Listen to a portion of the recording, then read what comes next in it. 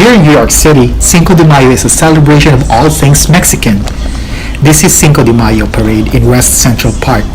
I adore the beautiful women's brightly colored Jalisco traditional dresses and the most recognizable wide brim sombreros worn by the men. And also, I enjoy listening to the lively, joyous Mexican mariachi music, which is reflective of the festive Mexican culture.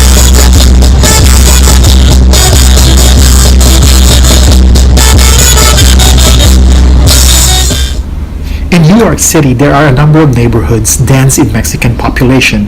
One of these neighborhoods is Jackson Heights in Queens. I love this environment because it's so diverse and full of culture. Some streets remind me of some parts of Manila.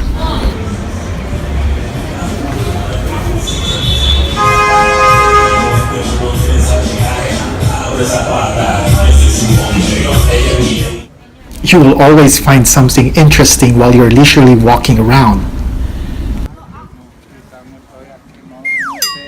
He's not sure? He's not sure because he lives in New Jersey. He's my bro. But the main reason why I keep on visiting this neighborhood is because of the amazing Mexican food which you can find on the streets and in some unpretentious, cozy restaurant.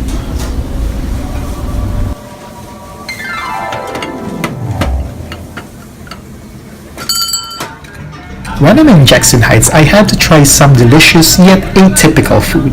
And this time I have a taste for El Cóctel de Camarones y de Pulpo. This is a Mexican seafood cocktail which is served at a stand in a market which is typical of Veracruz, Mexico.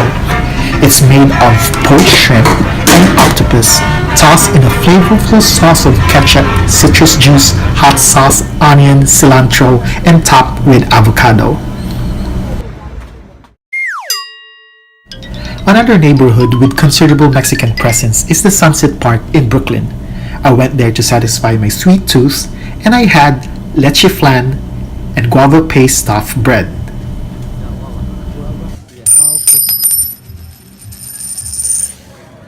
When talking about Mexican food, I had to mention the food in Mexico's southern state of Oaxaca, which is sometimes called a capital of world cuisine.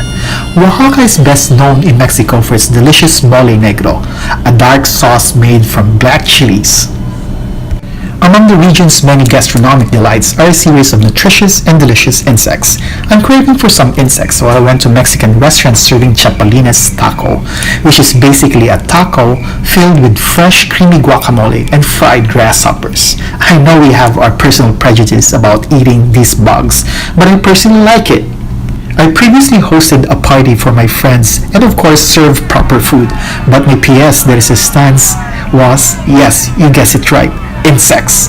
I served fried salpipe, worms sprinkled with chili and lemon, and chocolate-covered crickets. Some of my guests were squirmish and did not even touch it, but some tried the bugs and claimed it wasn't that bad.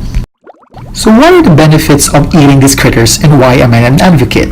Firstly, eating insects is nutritious and a good source of protein. Secondly, insects release fewer greenhouse gases than traditional livestock. And lastly, it's more efficient and sustainable to produce insect meat than conventional meat. That is, it requires less to feed insects and requires less space and use of water. Eating insects is actually not that bad, and in fact, this grasshopper taco is quite tasty. I hope that the 2 billion insect eaters all over the world, including myself, have convinced you to try this delightful treat.